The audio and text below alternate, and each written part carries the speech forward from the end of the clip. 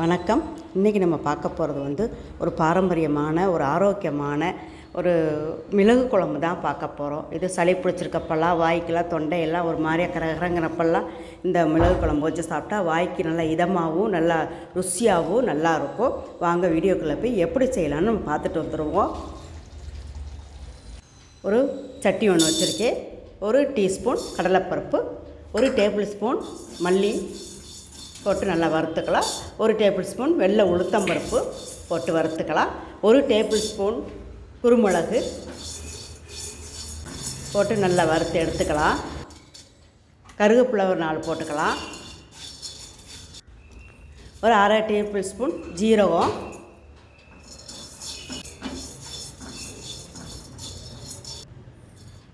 ஒரு 1/4 டீஸ்பூன் வெந்தயமும் நல்லா மருத்துவ குணம் உள்ளது.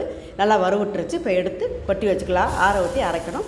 ஒரு 1/4 மூடி தேங்காய், 3 டேபிள் ஸ்பூன் அளவு இருக்கும். நல்லா தண்ணி சத்து போகிற வரையும் நல்லா வறுத்து எடுத்துக்கலாம். இப்போ ரெண்டையும் ஆற ஊற்றி அரைக்கணும். ஃபஸ்ட்டு இதை ட்ரையை அரைச்சிக்கலாம். அரைச்சதுக்கப்புறம் தேங்காயை போட்டு தண்ணியை ஊற்றி நல்லா பேஸ்ட்டு மாதிரி அரைச்சி எடுத்துக்கணும். பாருங்கள், அரைச்சி எடுத்துட்டோம். ஒரு சட்டி ஒன்று வச்சுருக்கேன். ஒரு 100 மில்லி நல்லெண்ணெய் ஊற்றிருக்கேன். நல்லெண்ணெய் ஊற்றினா தான் அந்த குழம்புக்கு ரொம்ப நல்லாயிருக்கும்.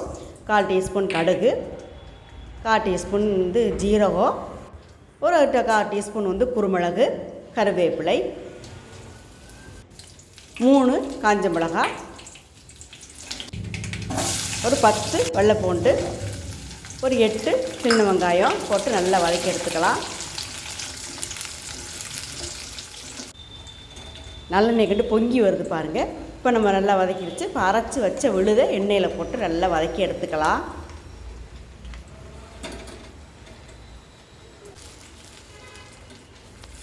நம்ம வறுத்ததே அரைச்சிருக்கோம், இருந்தாலும் நல்லா எண்ணெயில் போட்டு வறுத்து எடுத்தோம்னா நல்லாயிருக்கும். எண்ணெயில் ஓரத்தில் பிரிஞ்சு வருது பாருங்கள்.